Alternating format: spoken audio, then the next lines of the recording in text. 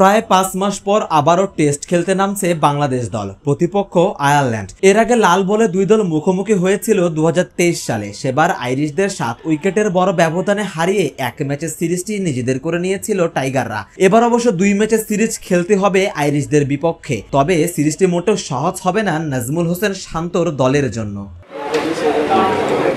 একে তো দীর্ঘদিন পর টেস্ট খেলতে নামা, তার উপর সবশেষ খেলা টেস্ট সিরিজে লঙ্কানদের বিপক্ষে সিরিজ হার চিন্তার কারণ হতে পারে শান্তদের জন্য।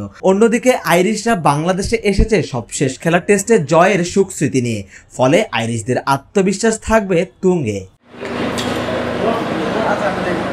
এদিকে বাংলাদেশের জন্য সবচেয়ে বড় চিন্তার কারণ হতে পারে ছোট দলের কাছে বারবার পা হরকানো। বিশেষ করে জিম্বাবুয়ে ও আফগানিস্তানের মতো দলগুলোর বিপক্ষে টেস্ট ম্যাচ হারে দুঃস্মৃতি রয়েছে মুশফিক লিটনদের। মজার ব্যাপার, সেই ম্যাচগুলো বাংলাদেশ খেলেছিল ঘরের মাঠে, অর্থাৎ ঘরের মাঠেই বাংলাদেশের পা হরকানোর অভ্যাস নতুন কিছু নয়।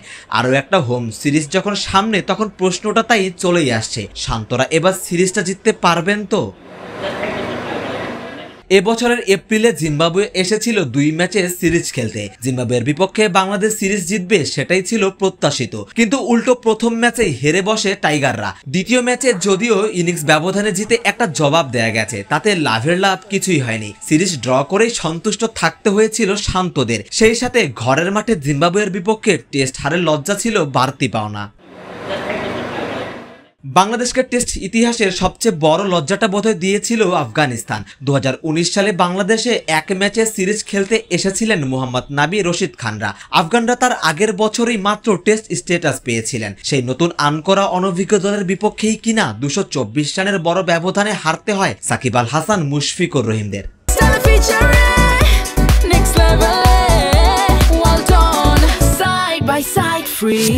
এছাড়া বিভিন্ন সময়ে তুলনামূলক ছোট দল বা আইসিসি সহযোগী দেশগুলোর বিপক্ষে ম্যাচ হারতো নিত্য নৈমিত্তিক ঘটনা বাংলাদেশের জন্য। গত বছর সংযুক্ত আরব আমিরাতের বিপক্ষে সিরিজ হারের স্মৃতিটা তো এখনো টাটকা থাকার কথা লিটন দাসদের। যদিও ফরম্যাটটা ছিল ভিন্ন, তবে আগেই তো বলা হয়েছে লাল বলেও বাংলাদেশের এই মুদ্রাদোষ চোখে লাগার মতোই।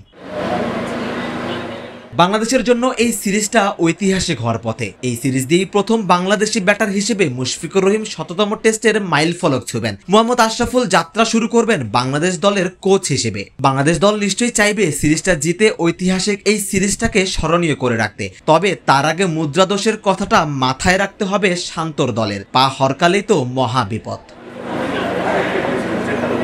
সারোয়ার সেতু, ক্রিকেট ৯৭।